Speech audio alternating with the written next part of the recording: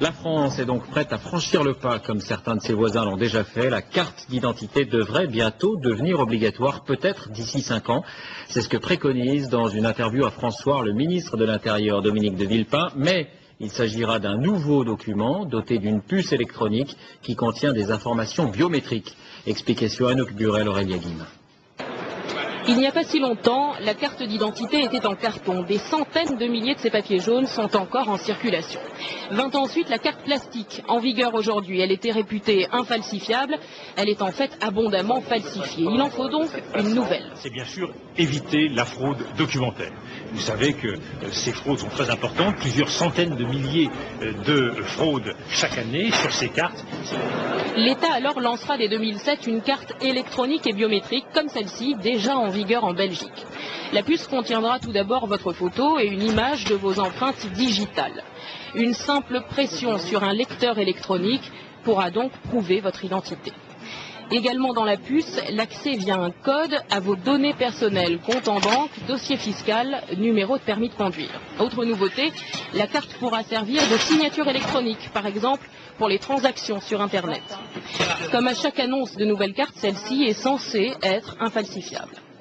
La majorité des gens qui falsifient les documents, notamment en France, sont des gens qui travaillent dans des petits ateliers, qui font de l'artisanat quasiment, et ces gens-là n'auront pas la technicité pour utiliser de la biométrie et pour falsifier des documents biométriques. Donc on peut supposer que ce sera un travail de qualité qui sera beaucoup plus inaccessible. Plusieurs sociétés privées, dont Aéroports de Paris, ont déjà distribué ce type de badge à leurs employés.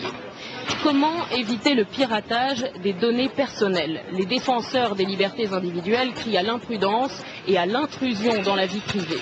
La nouvelle carte sera officialisée en juin prochain. Elle sera obligatoire et payante.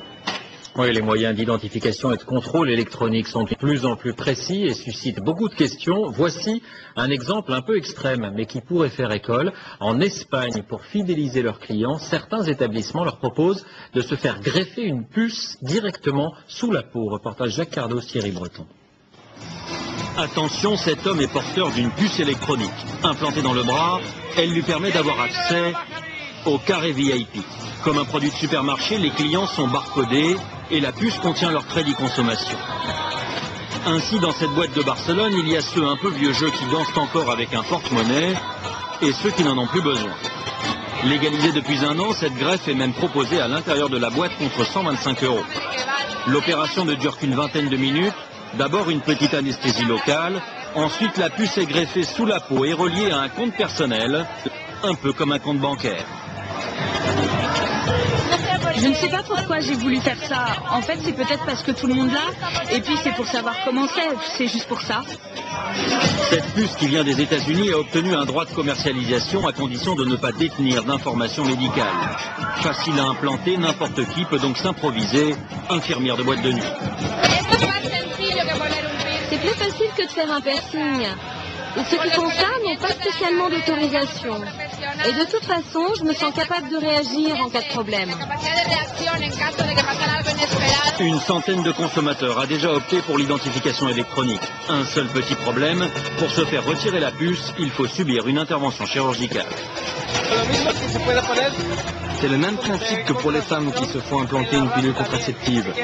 Au bout d'1 an ou 2, il faut bien l'enlever pour en faire poser une autre.